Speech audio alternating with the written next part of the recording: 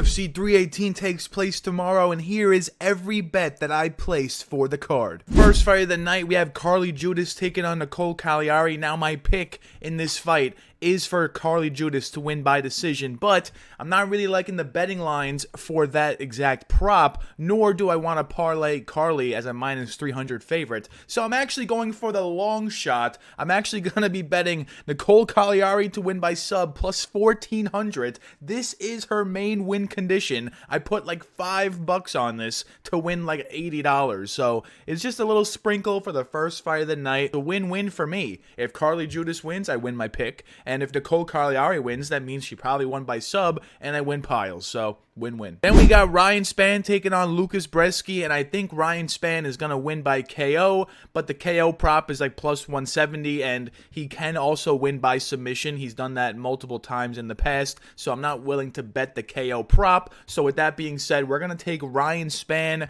money line minus 230. We're going to shove him in our parlays. Then we got Jimmy Crute taking on Marcin Prachniow, and I believe Jimmy Crute is going to go out there and win by submission, and the prop is pretty tasty, so I'm going to take Jimmy Crute to win by submission as a pick and as a bet. Adam Fuga takes on Islam Dulatov next, and I think Islam Dulatov will get fraud checked down the line, but I think Adam Fugat is chinny enough where Islam will find an early finish. So I think Islam by KO is what's going to happen, but the KO prop isn't that good. So we're going deep into the bag, and we're betting Islam Dulatov minus 7.5 point spread. So that basically means he can win by KO and we cash, he can win by submission and we cash, and he can win a greasy decision, 30-27, and we cash. We're shoving that in a parlay. Ateba Gautier, or should I say Francis Ngannou at middleweight, fights Robert Valentin, or should I say Walmart Jiri Prochazka next.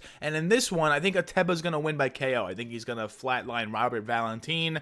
There's no other way to bet this fight other than maybe a Robert Valentin submission prop, but I'm not willing to do that. So I'm actually just going to be shoving Ateba Gautier by KO minus 230 into the parlays. Francisco Prado takes on Nikolay Veretennikov next, and I think Francisco Prado is just too small for welterweight. So against any competent welterweight, he should be losing. And I do tend to think that Nikolay is like the cusp of being a competent welterweight. He's the gatekeeper of the bad welterweights, in my opinion. And I think he's going to go out there and win by decision, just jab his way to a victory. And Nikolay moneyline is plus 122. He's the underdog, so we're going to be putting a bet on the underdog here, Nikolay Veretennikov. Marvin Vettori and Brendan Allen takes place next, and the way I see this fight going is it's going to be standing for the most part, and if it stays standing, that leans in Marvin Vettori's direction to win, because Marvin Vettori, I think, is the better striker and will win all the minutes standing. Brendan Allen,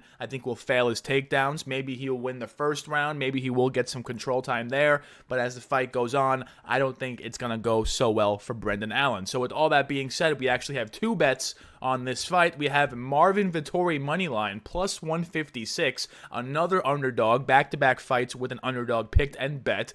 And we're also parlaying the fight to go the distance, go all 3 rounds. I'm seeing a lot of people saying, oh, they had a brawl in a Vegas casino, so there's bad blood, which means there's no way it goes the distance. But I remember people were saying the same thing about Manel Kape and Muhammad Makayev, and that fight went the full distance, and I think the same thing is going to happen here. So Vettori moneyline, Vettori by decision, we're going the distance, we're jamming it all in our bets. Kyler the Matrix Phillips takes on Vinicius Oliveira next, a battle of 2 prospects, and let me just put this into perspective.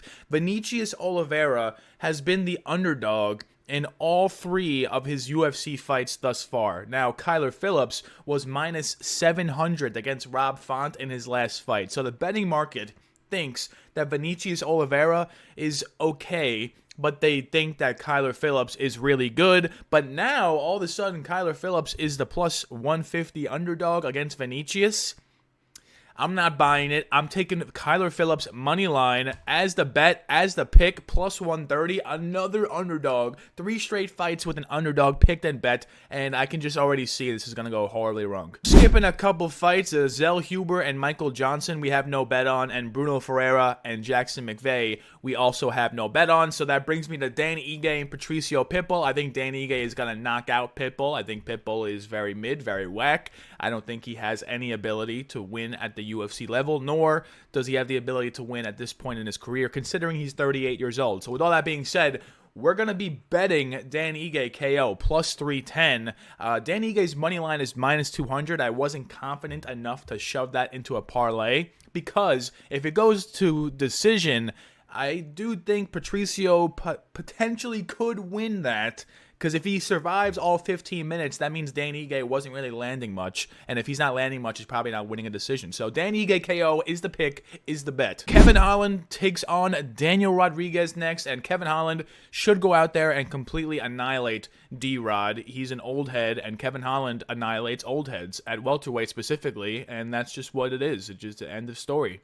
So Kevin Holland money line is minus 500. Not going to be recommending that. We're actually going to be doing Kevin Holland minus 7.5 spread. So it's the same thing like the Islam Dulatov bet. We just need Kevin Holland to get a KO or a sub, or to win 30-27 on the scorecards. And I think Kevin Holland, as long as he doesn't go out there and spar D-Rod, he should be doing that. Paulo Costa takes on Roman Kopylov in the co-main event. And the Finns Hammerlock this week, my most confident underdog pick bet on the entire card is Paulo Costa plus 184. I put some units on him, and we are also taking the fight to go the distance minus 175 as a parlay piece. So 2 bets on this one. Paulo Costa to win. I think he can out-volume Kopylov, and I think he'll land the bigger shots, and he's also fought the much better brand of competition, and Kopylov is also 34 years old, as is Costa, so there's no age gap that's going to be widely talked about. So Paulo Costa,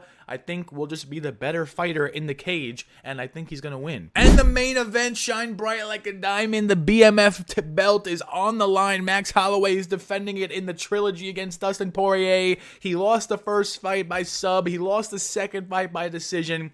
And in this one, Dustin Poirier is on his way out. Max Holloway is still kind of in his prime and can still make a run for another championship. But with all that being said, I'm not going to be thinking too much about this. You know, a lot of people on Twitter are taking Max Holloway. A lot of people on Bet MMA are picking and betting Max Holloway. Tapology, people are picking and betting Max Holloway. But with all that being said, I'm still taking the diamond. I think he's still got it. I know Dustin Poirier, and I feel like if Dustin knew he was washed, he wouldn't have accepted this fight in the first place. He has all the money he needs. Granted, he's going to get a savage payday for this one. But I think he's going to go out there and land the bigger shots while Max Holloway lands more shots. It's just that simple. That's how the second fight went. Max Holloway lands more, Dustin Poirier lands bigger.